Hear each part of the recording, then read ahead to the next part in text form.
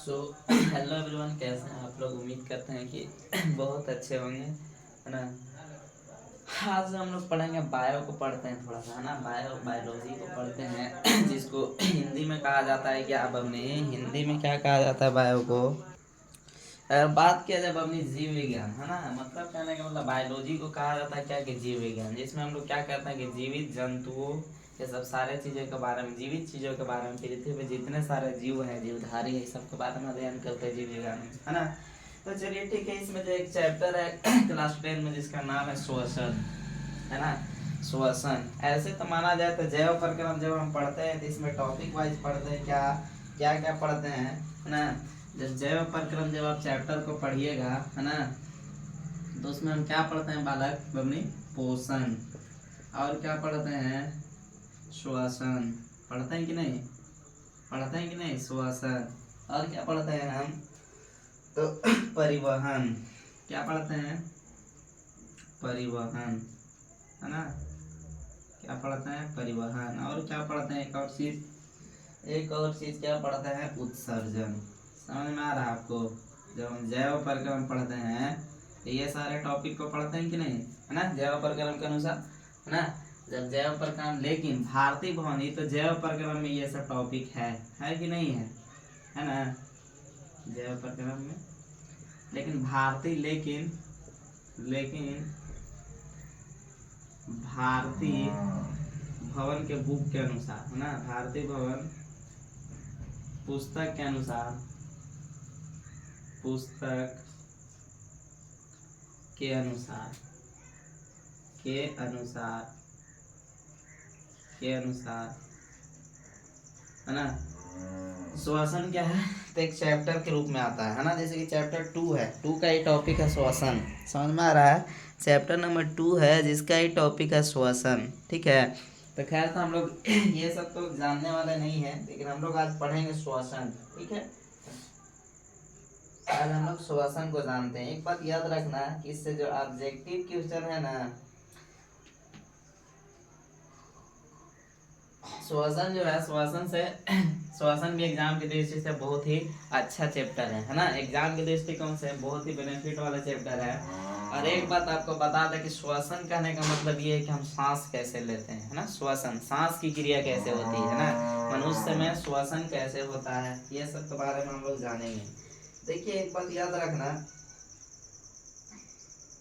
इससे सवाल पूछता है एग्जाम में, है ना। एग्जाम में इससे सवाल पूछता है 2 नंबर या 3 नंबर, 2 नंबर में अगर सवाल पूछता है, देखिए इससे सवाल पूछता है, देखिए क्या क्या, श्वसन, है ना, श्वसन तंत्र, क्या बनी, एक मिनट, श्वसन,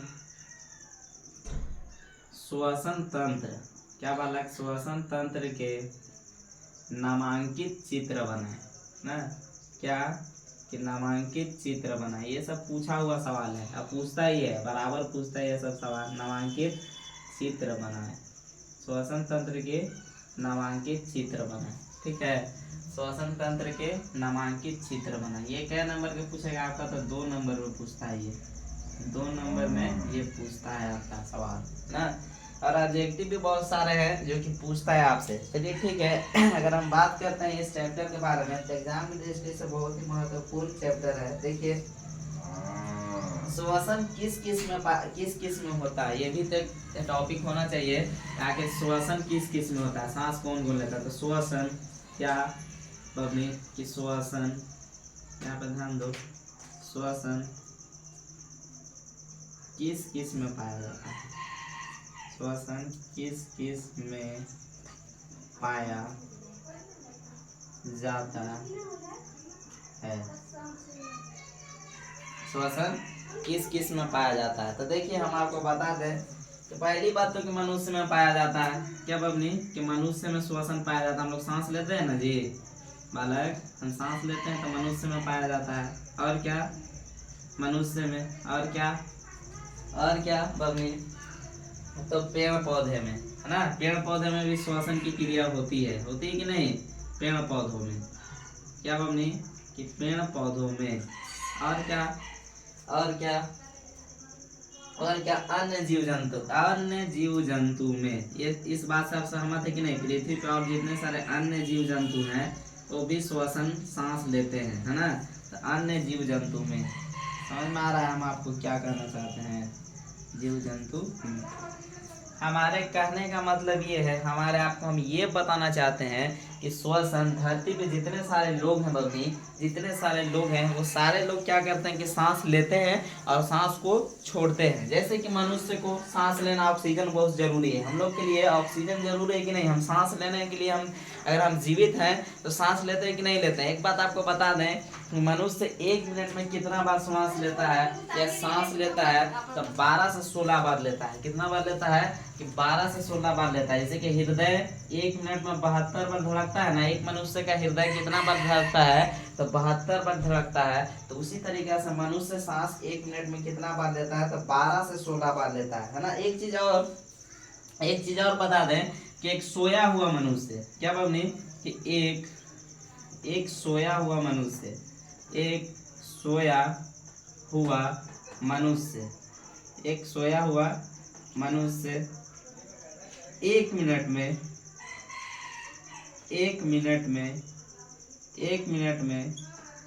कितना बार सांस लेता है, कितना बार सांस लेता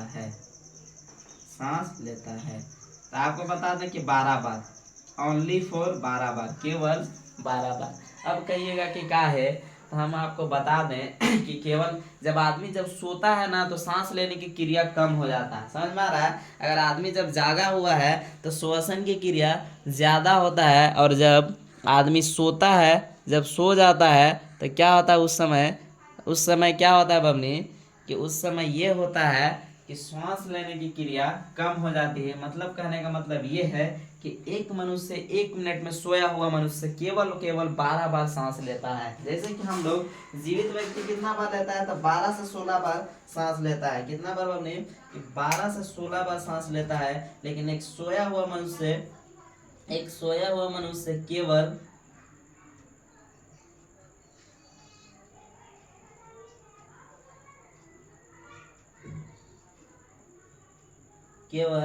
कितना बार सांस लेता है, 1 मिनट, सॉरी देखना यहाँ पे 12 से 16, या मान लो कि 16 से 18, ठीक है, ये दोनों है ना, ये मिनिमम यही रहता है ना। अगर एक जीवित व्यक्ति है, मतलब कहते हैं एक जागा हुआ व्यक्ति है, मतलब कि नींद में नहीं है, तो बता दें आपको कि 1 मिनट में या तो 16 से 18 या 12 से 18 के बीच में ही रहता है, ठीक है। इतना आप याद रखना, ठीक है। एक बात तो कंफर्म है कि सोया हुआ व्यक्ति, एक सोया हुआ मनुष्य केवल 1 मिनट में अपनी 12 बार सांस लेता है। ये बात आप मेरा बात को एक बात कंफर्म रखना, ठीक है। और एक बात और पता है आपको एक बात और पता है कि श्वसन क्यों जरूरी है ना, श्वसन क्यों जरूरी है ना। एक बात आपको मन में खटक रहा होगा कि श्वसन क्यों जरूरी है ना, खटक रहा हो कि नहीं, देखना एक बात याद रखना, मनुष्य को श्वसन की क्रिया करना, श्वसन तंत्र की जरूरी है कि नहीं, मनुष्य को सांस लेना जरूरी है। अब कहिएगा एक बात और कि मनुष्य सांस क्या क्या चीज से ले सकता है। तो पहली बात तो मनुष्य नाक से ले सकता है, ये से नाक मतलब कि नोज से ले सकता है ना।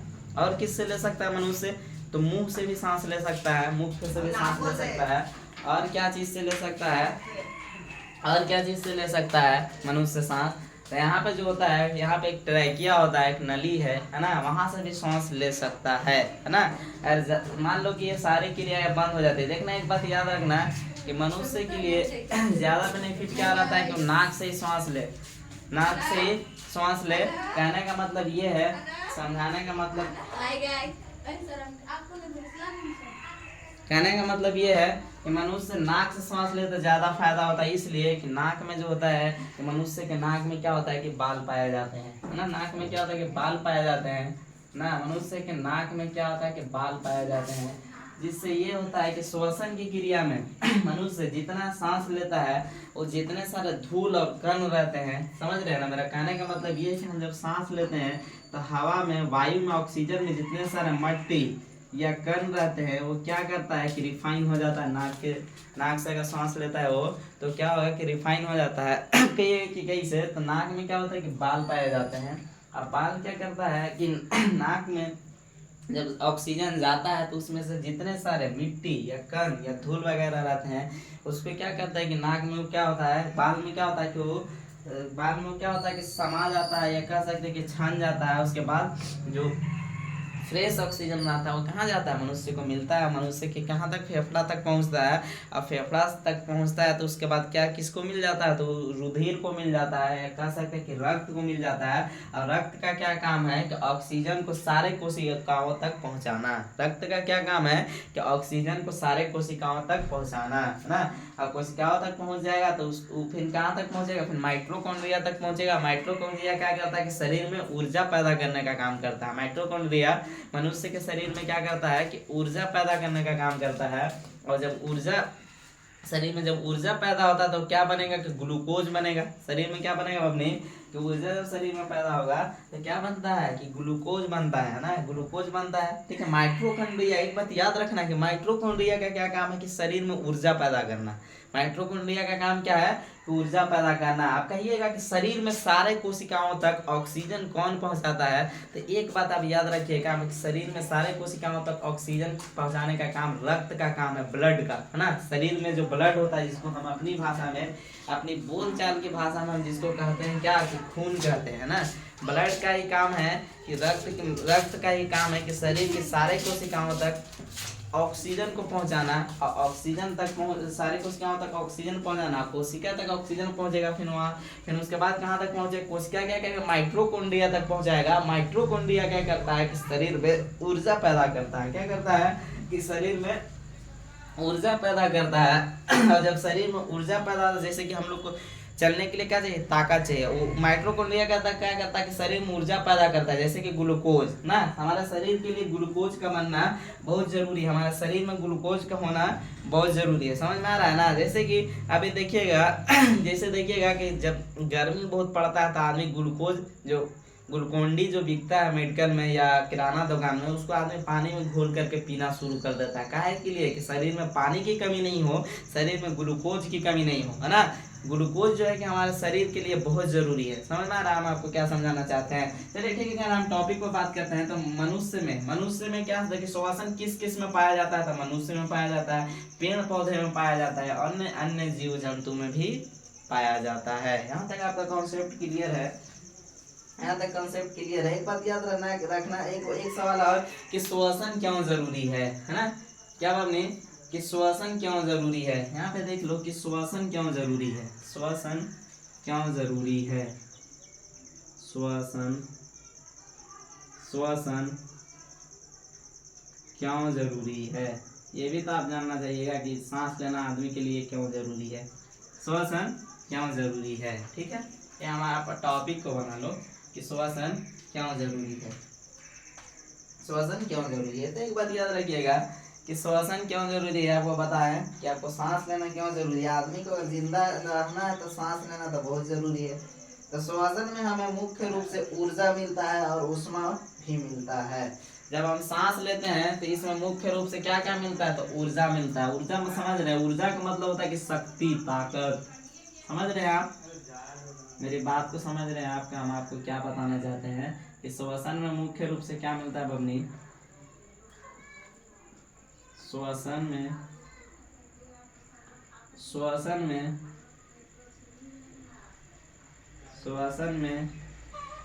हमें मुख्य रूप से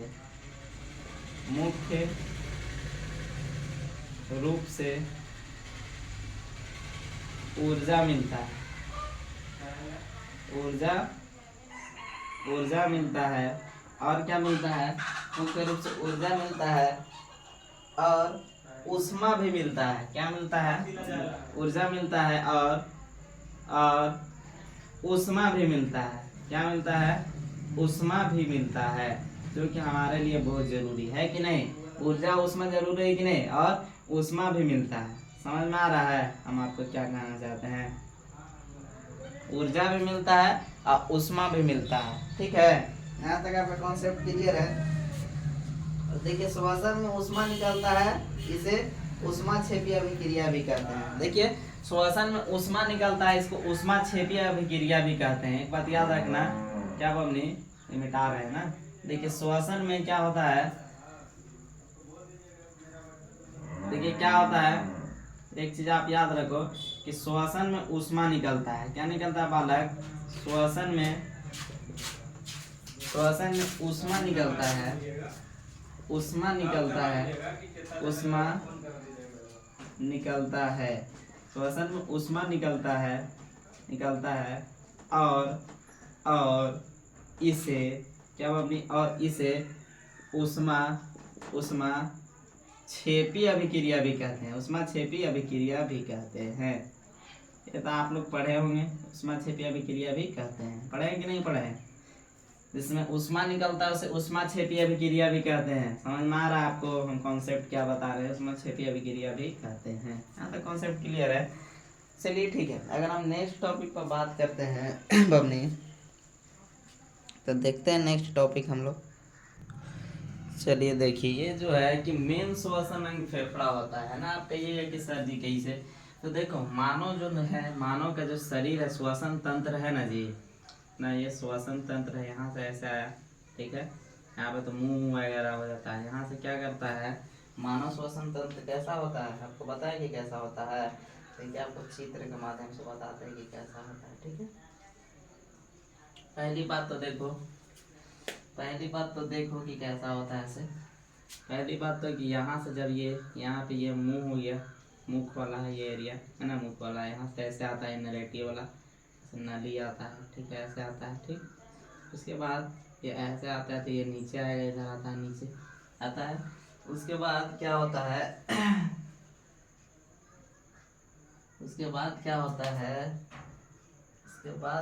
है कि यहाँ से ये ऐसे गोल जाके इसमें मिलेगा ना, शरीर में ऐसा वाला हड्डी है कि नहीं होता है।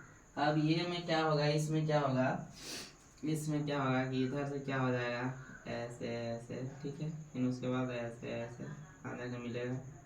उसके बाद इसमें भी क्या होगा, ऐसे ऐसे ऐसे, ठीक है, पॉजिटिव वाला हड्डी, ठीक है, फेफड़ा है।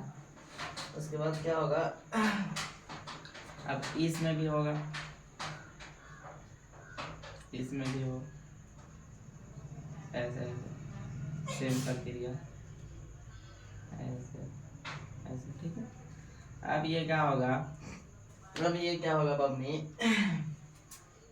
फिर यहाँ से ये क्या होगा, कैसे हो जाएगा हुआ।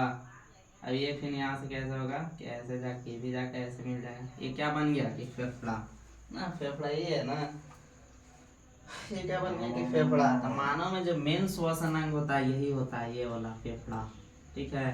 क्या होता है कि फेफड़ा, मानव में मेन श्वसन तंत्र कौन होता है?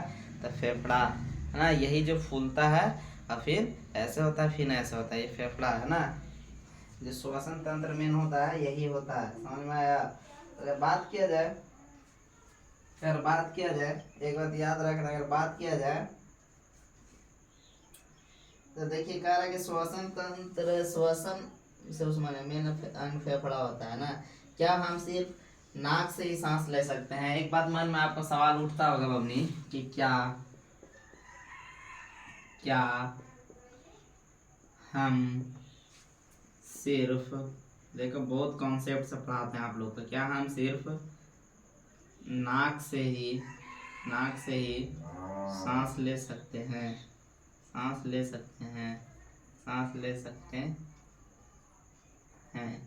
कहने का मतलब ये है कि क्या हम सिर्फ नाक ही से सांस ले सकते हैं?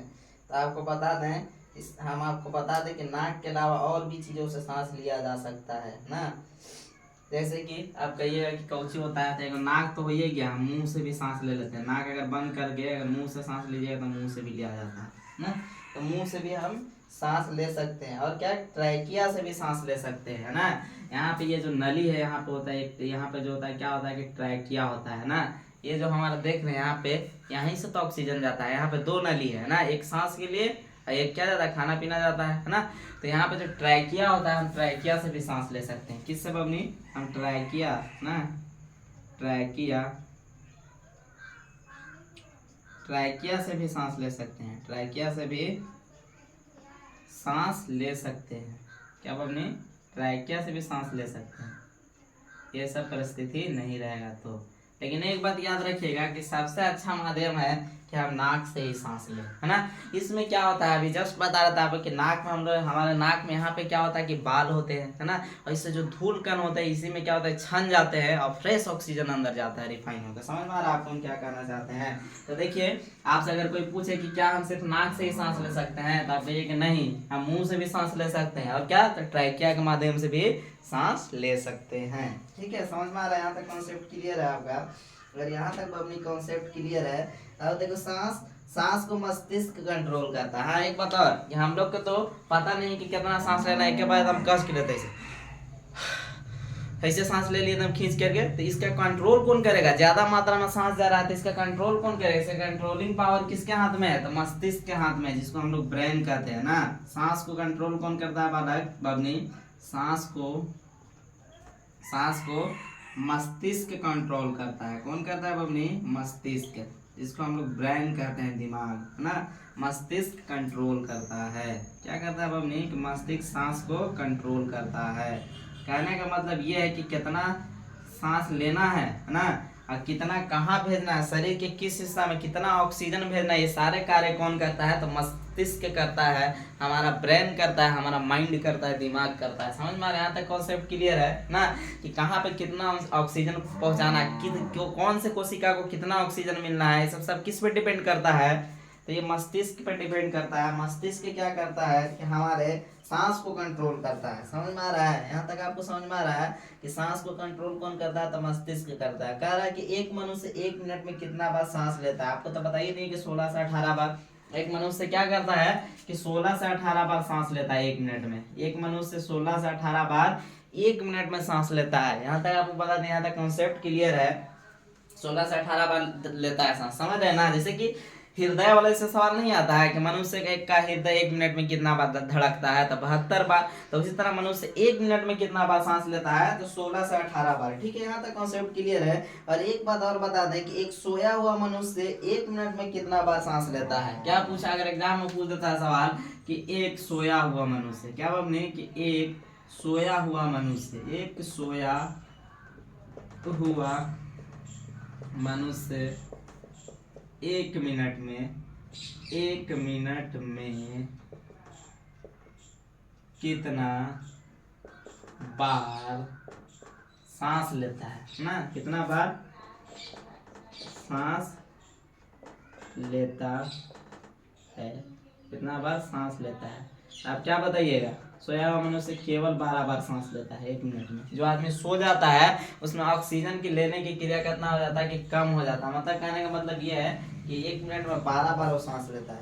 ठीक है, अगर और आगे बात करते हैं हम, तो छोटे बच्चे में श्वसन की क्रिया अधिक होती है। जैसे कहने का मतलब ये है कि जो बच्चे, छोटे बच्चे जो होते हैं, जो कि जन्म लेते हैं, उन लोगों में सांस लेने की क्रिया जो होता है वो क्या होता है कि अधिक। चलिए देखिए हम क्या कह रहे थे कि छोटे बच्चे में श्वसन दर अधिक होता है। क्या वाला है बबनी, कि छोटे, है ना, जो कि बच्चे छोटे रहते हैं, छोटे बच्चे में श्वसन दर अधिक होता है ना, श्वसन दर अधिक होता है। कहने का मतलब ये है कि सांस ज्यादा है वो लेते हैं, क्या कि सांस ज्यादा लेते हैं, श्वसन दर अधिक होता है। यहाँ तक आपका कॉन्सेप्ट क्लियर है। देखिएगा तो छोटे छोटे लेकिन सांस ज्यादा लेता है, हम फाय फाय करते रहता है। अगर सुतल रहेगा ना तो क्या करेगा, तो फाय फाय करते रहेगा ना। छोटे हुए बच्चे, सोते हुए बच्चे, जो छोटे बच्चे जो रहते हैं सोए हुए, उनको देखिएगा कि श्वसन दर अधिक होता है। लोग सोया हुआ रहेगा, उनके सुतल रहेगा तो देखना कितना सांस लेता है, इसलिए एकदम फाय फाय करते रहता है। तो यही कह रहा कि छोटे बच्चे में श्वसन दर अधिक होता है। अगर नेक्स्ट टॉपिक पे हम बात करते हैं, एक चीज और, सांस लेने और छोड़ने की क्रिया, है ना। सांस लेने की क्रिया को क्या कहते हैं, सांस लेने की क्रिया को क्या कहते हैं, आपको पता है। सांस लेने की क्रिया को क्या कहते हैं, एक मिनट। चलिए देखिए, श्वासोच्छ्वास के बारे में हम लोग जानते हैं, है ना। क्या अपने श्वासोच्छ्वास के बारे में हम लोग जानते हैं। देखिए श्वासोच्छ्वास, इसके बारे में हम लोग जानते हैं, ठीक है। ये वाले कॉन्सेप्ट को हम लोग जानते हैं, ठीक है। इसमें क्या होता है, इसमें क्या होता है, इसमें क्या होता है बालक, निश्वास, क्या कि निश्वास, सब चीज बताएंगे आप लोग बताऊंगा। निश्वास, ठीक है। इधर क्या होता है कि निश्वास, क्या होता है कि निश्वास ना, निश्वास, ठीक है। यहाँ तक कॉन्सेप्ट क्लियर है। इसी को क्या कहते हैं हम लोग कि प्रश्वास, क्या कहते हैं अपनी, प्रश्वास, क्या कहते हैं, प्रश्वास, ठीक है। पाई नहीं रहेगा, सॉरी पाई नहीं रहेगा, प्रश्वास। इसको क्या कहते हैं कि उच्छ्वास, उच्छ्वास। ये सब सारे चीजों को हम लोग जानेंगे भी एकदम कॉन्सेप्ट से जानेंगे, ठीक है। लेने की क्रिया, सांस लेने की क्रिया को कहते हैं क्या, प्रश्वास। क्या कहते हैं बबनी, ये सब नोट्स आप ऐसे बनाना ना, सांस लेने की क्रिया, लेने की क्या वाला क्रिया, यहाँ तक कॉन्सेप्ट क्लियर है आपका। क्या कहा कि छोड़ने की क्रिया ना, छोड़ने की क्रिया, ये क्या है, छोड़ने की क्रिया, तो कॉन्सेप्ट क्लियर है आपका, ठीक है। सांस लेने की क्रिया क्या कहते हैं, प्रश्वास, है ना। छोड़ने की क्रिया क्या कहते हैं, उच्छ्वास, ठीक है। अब और कुछ चीजें हैं जो आपको हम बताना चाहते हैं, है ना। जब ऑक्सीजन को हम लेते हैं तो कौन कौन सा मात्रा में कितना हम लेते हैं ना। तब जब ऑक्सीजन लेते हैं तो N2 मतलब कि नाइट्रोजन, है ना। N2 का मतलब क्या कि नाइट्रोजन, कितना परसेंट लेते हैं हम, सांस लेते हैं उसमें कितना परसेंट रहता है, 78% रहता है नाइट्रोजन, N2। समझ में आ रहा है ना। अगर हम O2 के बारे में बात करते हैं, अगर हम O2 के बारे में अगर हम बात करते हैं, O2 के बारे में क्या हम बात कर रहे थे बबने कि N2 कितना होता है, क्या 78% होता है जब हम सांस लेते हैं, ठीक है। O2 कितना होता है, ऑक्सीजन, O2 का मतलब क्या है कि ऑक्सीजन ही क्या प्रतिशत रहता है, तो ऑक्सीजन आपका 21% रहता है। जब हम सांस लेते हैं एक बार तो 21% रहता है, कितना, 21% रहता है जी कि O2, है ना। अब CO2 मतलब कि कार्बन डाइऑक्साइड ना, CO2 का मतलब क्या कि कार्बन डाइऑक्साइड, CO2। देखो ऐसे कोई नहीं पढ़ाएगा आपको, पहले ही बता दें। CO2 कितना आता था, 0.03%, 0.03%, समझ में आया। जब हम सांस लेते हैं तो उसमें क्या होता है कि N2 कितना होता है बबनी कि 78% क्या होता है कि आपका N2 होता है, नाइट्रोजन, ठीक है। O2 ऑक्सीजन कितना आपका होता है, तो 21%, और 3% और क्या होता है, तो आपका क्या रहता है कि 0.03% क्या रहता है, तो कार्बन डाइऑक्साइड रहता है, CO2, ठीक है। यहाँ तक आपका कॉन्सेप्ट जब क्लियर है, अब इधर के हम बात करते हैं छोड़ने की क्रिया में क्या होता है कि N2 कभी भी काम नहीं होता, नाइट्रोजन काम नहीं होता, जितना लेते हैं हम लोग उतना ही छोड़ते हैं। डी कितना रहता है कि 78% रहता है, N2 कितना रहता है आपका कि 78% रहता है, और O2 है ना, O2 कितना प्रतिशत रहता है, तो O2 रहता है आपका कितना कि 17% हम लोग छोड़ते हैं, समझना रहा है। 21% लिए, छोड़े कितना, 17%, है ना, 17%, ठीक है। अब कार्बन डाइऑक्साइड CO2 वो 4% यहाँ बढ़ जाता है। CO2 का होता है कि 4% हम लोग छोड़ते हैं ना। कहाँ है आता कि 0.03% था, छोड़ रहे हैं कितना हम लोग की 4% छोड़ रहे हैं, है ना। यहाँ देखना है 0.03% है, यहाँ 4% छोड़ रहे हैं, मतलब कहने का मतलब ये है कि बढ़ जा रहा है, क्या हो रहा है कि बढ़ जा रहा है, ठीक है ना। एक चीज आपको बता देते कि श्वास क्या क्या से लिया जाता है, श्वास मतलब कि सांस क्या क्या से लिया जाता है, तो नाक आपको बताए थे, और क्या, तो ये बताए थे, और क्या बालक कि ट्रैकिया ना, ट्रैकिया से भी ले सकते हैं ना, ट्रैकिया से भी सांस ले सकते हैं, सांस ले सकते हैं। समझ में आ गया, यहाँ तक समझ में आया आपको। निश्वास, निश्वास N2O2 CO2 सबसे समझ में आया। सांस लेने की क्रिया को क्या कहा जाता है, तो प्रश्वास, और छोड़ने की क्रिया क्या कहा जाता है, उच्छ्वास, ठीक है। N2 की जब लेते हैं हम लोग सांस, तो ऑक्सीजन जब हम एक बार लेते हैं तो उसमें 78% नाइट्रोजन रहता है, जिसको कहते हैं N2, है ना। O2 मतलब क्या, ऑक्सीजन ना, तो 21%। और CO2 कितना बबनी, 0.03%। CO2 मतलब क्या, कि कार्बन डाइऑक्साइड, ठीक है। N2 जब हम लोग छोड़ने की क्रिया में कितना हम जब लेते हैं, ऑक्सीजन में जितना हम लोग लेते हैं नाइट्रोजन उतना ही छोड़ देते हैं, 78% लेते हैं उतना ही छोड़ देते हैं ना। और ऑक्सीजन कितना 21% लिए, 17% छोड़े, 4% रख लिया ना, समझ में आ रहा है। कहने का मतलब ये लिया जितना उससे कम छोड़ा, ठीक है। और CO2 कितना यहाँ बढ़ जा रहा है, यहाँ देखिए बढ़ जा रहा है, 0.03% है, यहाँ 4% छोड़ रहे हैं, समझ में आ रहा है। ये सब कॉन्सेप्ट क्लियर है आपका। हाँ, सांस लेने की क्रिया का प्रश्वास और छोड़ने की क्रिया का उच्छ्वास, है ना। या कह सकते हैं निश्वास या निश्वास, है ना, निश्वास, ये क्या है, निश्वास। हमारा कॉन्सेप्ट क्लियर है आपका। अगर हम नेक्स्ट टॉपिक को बात करते हैं तो देखो, अब एक चीज और क्या बबनी, कि आपसे अगर कोई पूछे कि हमें अधिक से अधिक सांस, क्या बबनी, कि हमें अधिक से अधिक सांस, अधिक से अधिक सांस नाक से लेना चाहिए। अब कहिएगा कि क्या है, नाक से लेना चाहिए। अब कहिए क्या है गुरुजी, इसे क्या कह रहे हैं, आपके नाक से लेना चाहिए। अब तो बता दें कि मुंह से ले सकते हैं, तो क्यों से ले सकते हैं नाक। तो आपको बता दें कि नाक में ये होता है कि आपको हम जस्ट पहले बता रहे थे कि नाक में क्या होता है बबनी, कि बाल हुआ करते हैं, जिससे कि जितने सारे धूल और कण क्या होते हैं कि नाक के बाल में फंस जाते हैं, और जो ऑक्सीजन जो होता है वो फ्रेश होकर के मेरे बॉडी में जाता है। समझ में आ रहा है आपको हम क्या कहना चाहते हैं। तो ज्यादा से ज्यादा हमसे नाक से सांस लेना चाहिए। अगर आपसे कोई सवाल पूछे कि मनुष्य को ज्यादा से ज्यादा किस अंग से सांस लेना चाहिए, तो आपको क्या होना बताइएगा कि नाक से, ठीक है। कारण भी आप बता दिए आपको, ठीक है। और एक चीज और कि नाक से ही सांस लेना चाहिए। काहे कि हम लोग अब दौड़ते दौड़ते, एक बताओ कि दौड़ते दौड़ते अगर हम रनिंग कर रहे हैं, दौड़ने वाले विद्यार्थियों को क्या चाहिए कि हम रनिंग कर रहे हैं तो एक बैक नहीं रुकना चाहिए। उसी कारण क्या होता है कि मुंह से ब्लड आ जाता है, नाक से ब्लड आ जाता है। उसमें क्या होता है कि ऑक्सीजन की क्रिया क्या होता है कि बंद हो जाता है ना। एक बैक आप अचानक रुकिएगा तो बॉडी प्रेशर में रहेगा। एक बैक किसी भी काम, किसी भी क्रिया को रोकिएगा तो क्या होगा कि अचानक कुछ चौंक जाएगा, कुछ ना कुछ घटना। इसीलिए दौड़ते दौड़ते धीरे धीरे रुकना चाहिए, ना कि एक बैक रुक गए। समझ में आ रहा है। दौड़ने वाले विद्यार्थी क्या, नाक से ही सांस लेना चाहिए, समझ में आया। मुंह से ऐसे ना, ऐसे सांस लेंगे तो क्या होगा, नाक से ब्लड आना शुरू हो जाएगा, है ना।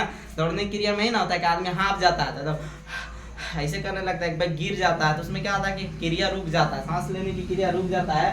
यही कारण क्या होता है कि मुंह से ब्लड, नाक से ब्लड आ जाता है, ठीक है।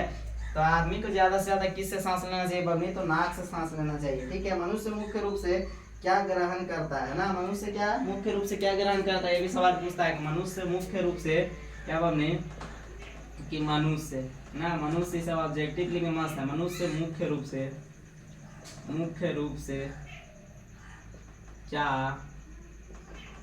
ग्रहण करता है। आपको पता होना चाहिए कि मनुष्य मुख्य रूप से O2 ग्रहण करता है, ऑक्सीजन बहुत जरूरी है आदमी को जीवित रहने के लिए। हम लोग के लिए हवा बहुत जरूरी है, ऑक्सीजन बहुत जरूरी है। तो मनुष्य मुख्य रूप से क्या ग्रहण करता है, तो O2, ठीक है।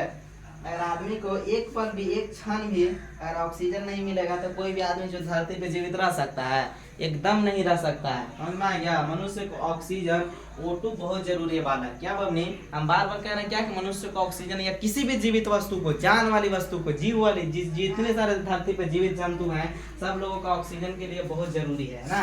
एक पल अगर नहीं मिलेगा तो मरना शुरू हो जाएगा। लेकिन लाइन कटता है आदमी को तो गर्मी इतना लगता है कि आदमी को हवा चाहिए, है ना।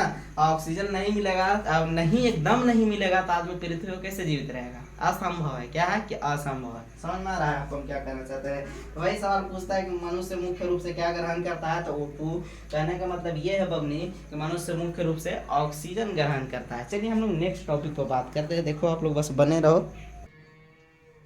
चलिए देखिए, इतने सारे टॉपिक हम लोग चर्चा कर लिए। देखो बबनी एक चीज और कि O2 क्या करता है, O2 का क्या काम है कि ब्लड, O2 पहुंचाने का काम ब्लड करता है। क्या करता है, ऑक्सीजन शरीर में O2, समझ में आ रहा है। ऑक्सीजन, O2 का मतलब क्या है, ऑक्सीजन, तो O2 पहुंचाने, है ना।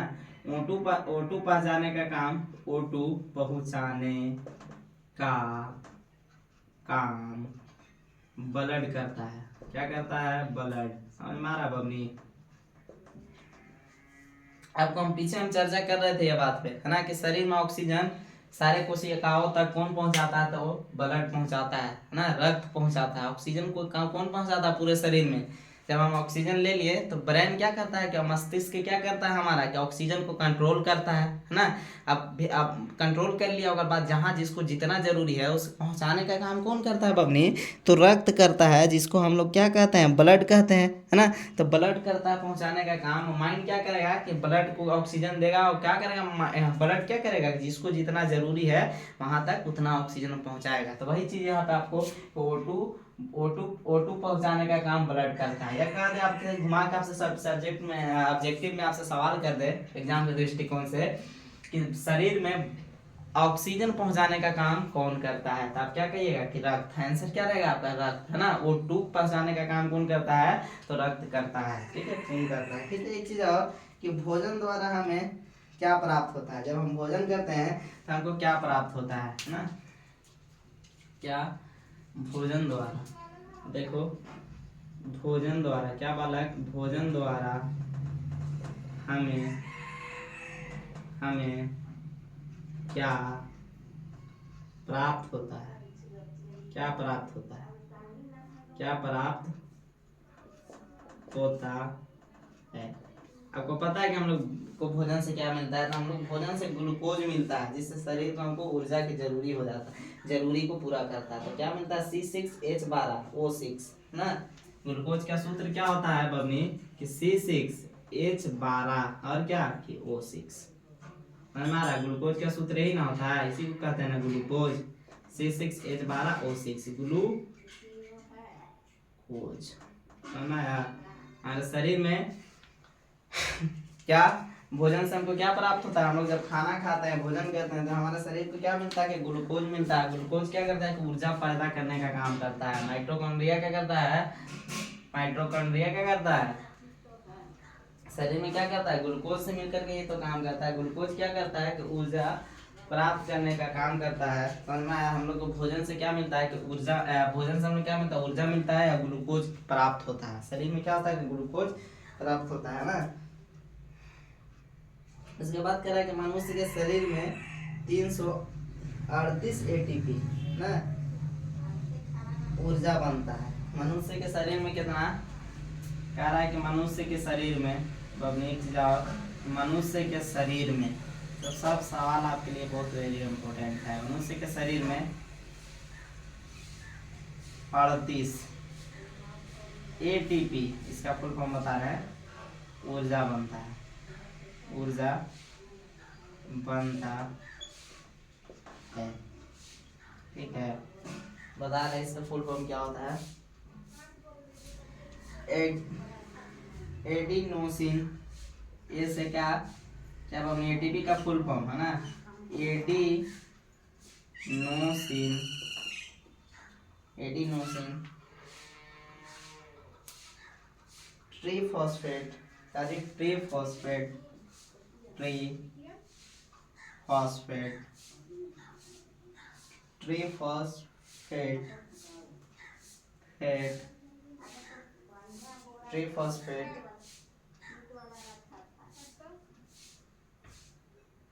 एटीपी का फुल फॉर्म क्या होता है, एडिनोसिन ट्रीफॉस्फेट, ठीक है।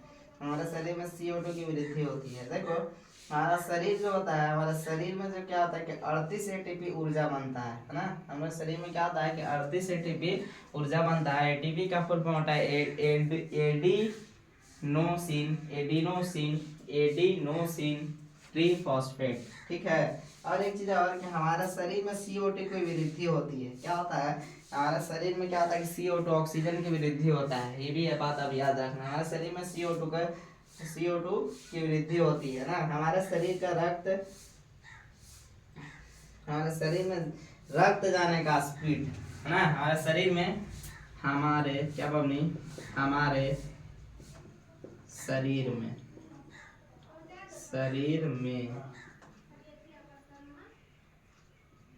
रक्त जाने का स्पीड कितना होता है ना। हमारे शरीर में रक्त जाने का स्पीड आपको पता है कि कितना होता है बबनी, देखो हमारा शरीर में रक्त जाने का स्पीड क्या होता है, 120/80 होता है। इसी को बोलते हैं रक्त दाब भी कहते हैं ना। इसको हम लोग बीपी बोलते हैं ना, 120/80 बीपी नापता हो बूढ़ा लोग ना, बूढ़ा लोग ये किसी का बीपी सबका ये होना चाहिए क्या कि 120/80। ये क्या है कि रक्त दाब है, मतलब कि शरीर का बीपी इतना होना चाहिए, रक्त दाब। बीपी ब्लड प्रेशर समझ में आ रहा ना, ब्लड प्रेशर डॉक्टर लोग चेक करते हैं ना, बीपी नाप दीजिए तो इसी को कितना होना चाहिए, तो 120/80 होना चाहिए, समझ में आ रहा है। मनुष्य के रक्त दाब कितना होता है, रक्त जाने का स्पीड क्या होता है, कितना होना चाहिए, तो 120/80 होना चाहिए ना, समझ में आ रहा है। 120/80 कहने का मतलब ये है कि 120 ऊपर वाला होना चाहिए बीपी, और नीचे वाला कितना होना चाहिए, तो 80 होना चाहिए, समझ में आ रहा है। तो 120/80 तो ये रक्त दाब है, या कह सकते हैं कि शरीर में ब्लड जाने की स्पीड भी है, समझ में आया। यहाँ तक कॉन्सेप्ट क्लियर है आपका, ठीक है। और CO2 गर्म गैस है ना। एक बात और याद रखना है कि CO2 गर्म गैस है, क्या कि CO2 गर्म गैस है, क्या बात नहीं कि CO2 गर्म गैस है, अब कहिए कैसे है, हाँ CO2 गर्म गैस है ना। अगर आप ऐसा छोड़िएगा मुंह से जो निकलता है हवा वो CO2 जरूर है, लेकिन वो गर्म निकलता है ना। तो CO2 क्या है कि गर्म गैस है ना। इंसान जब मर जाता है तो उसका शरीर ठंडा पड़ जाता है, कारण है श्वसन नहीं होता है। हाँ देखो, इंसान जब मर जाता है तो कहिएगा शरीर क्या ठंडा पड़ जाता है। जब इंसान की मौत हो जाती है, मृत्यु हो जाती है, तो उसका शरीर क्या होता है बबनी, कि शरीर ठंडा हो जाता है। इसके कारण ये है कि उसके अंदर सांस चलना बंद हो जाता है ना। CO2 क्या है, तो गर्म गैस है। तो CO2 के कारण क्या होता है कि बॉडी हमेशा गर्म रहता है, क्या रहता है कि गर्म रहता है ना। तो जब मनुष्य मर जाता है, श्वसन क्रिया बंद हो जाता है, सांस लेना बंद कर देता है, तो उस क्रिया में क्या होगा कि बॉडी पूरा ठंडा पड़ जाएगा, है ना, कहीं वो जीवित है ही नहीं, सांस नहीं चल रहा है। CO2 क्या है, तो गर्म गैस है, समझ में। यहाँ तक ये सारे जितने सारे आपको टॉपिक बताए सब बेसिक चीज़ें थे, है ना। और भी चीज़ें बचे हैं जो कि पार्ट 2 आएगा तो फिर समझाएंगे आपको ना। एक रिक्वेस्ट रहता है कि आप लोग पढ़ो यार, आप लोग के लिए मोटिवेशन की ज़रूरी नहीं है, मोटिवेशन की ज़रूरी नहीं है। आपके लिए ये ज़रूरी है कि आप अपना घर का कंडीशन देखिए, अपना बैकग्राउंड देखिए, अपने पिताजी का मुंह देखिए, है ना, अपने माता पिता का मुंह देखिए, और ये देखिए उनके अंदर कि कितना मेहनत करके आपको पढ़ा रहे हैं, है ना। इस चीज़ का कम से कम लाज रखो यार, है ना, कम से कम इस चीज़ का तो लाज रखिए। कहीं पे जाए तो उनका सर नीचे नहीं हो, इसके लिए आपको पढ़ना है। बार बार कहते हैं कि मेहनत करो ना। आप लोग को सिर्फ पढ़ना है, पढ़ने में कुछ मेहनत नहीं है। हमको तो लगता है कि पढ़ने से आसान काम कुछ नहीं है। आराम से आते हो, क्लास में बैठते हो, पंखा के नीचे बैठेगा आदमी, पढ़ के जाएगा, है ना। आप पिताजी से पूछिए कि कितना मेहनत से पैसा कमा के लाते हैं, है ना। धूपों में भी ड्यूटी करते हैं, पानी हो रहा है तो उसमें भी 24 घंटा, मतलब कहने का मतलब ये है कि 12 महीना, सालों भर, है ना, सालों भर उनको ड्यूटी करना है ना। चाहे तो किसान हो, कृषि करते हों, या चाहे तो गाड़ी चलाते हों, है ना, या कोई भी जिसके पिताजी जो भी काम कर रहे हैं, है ना। जैसे कि मेरे पिताजी भी गाड़ी चलाते हैं, तो ये कोई काम किसी का खराब नहीं है। लेकिन एक चीज़ आप सोचिए, वो कितना मेहनत करके आपको कर रहे हैं ना। आपको अगर ये लगता है ना कि 8 घंटा में से पढ़ाई नहीं होगा, तो 8 घंटा का भी काम करके देख लेना, 8 घंटा मजदूरी करके देख लो ना, किसी भी चीज़ में समझ में आ जाएगा कि कितना मेहनत है। पढ़ाई आसान है ना, उससे क्या लगेगा आपको कि पढ़ाई आसान। इसीलिए आपको कहते हैं यार, आपको मोटिवेशन की कोई ज़रूरी नहीं, अपने माता पिता को उम्मीद है, आप लोग पढ़िए और आगे जाइए, है ना। एक रिक्वेस्ट यही रहता है ना, ठीक है। आप लोग पढ़िए, और आप लोग के पास बहुत कम समय बचा है यार, क्या यार, तुम लोग पढ़ो कम से कम। थोड़ा दिन नहीं चलाएगा फ़ोन तो क्या हो जाएगा, है ना। अपने माता पिता का उम्मीद मत तोड़िए, ठीक है। एक रिक्वेस्ट है कि आप लोग पढ़ो और नोट्स बनाओ, है ना। और दिक्कत है तो हमसे पूछ लो, नोट्स चाहिए तो भी, या कोई सवाल में दिक्कत है तो भी पूछ सकते हैं, ठीक है। अगर कोई सा भी दिक्कत हो तो आप हमको बताइए, अल्लाह जाने से कुछ नहीं होता है ना। बता दो, या व्हाट्सएप से पूछ लो, या जैसे भी पूछ लो, आप पूछ लो। हमारा कहने का मतलब ये है, आपका कॉन्सेप्ट क्लियर आना चाहिए, आप पढ़ो, मैट्रिक में अच्छे नंबर लाओ, ठीक है। तब तक के लिए बेस्ट ऑफ लक, खुदा हाफिज़, फिर मिलेंगे।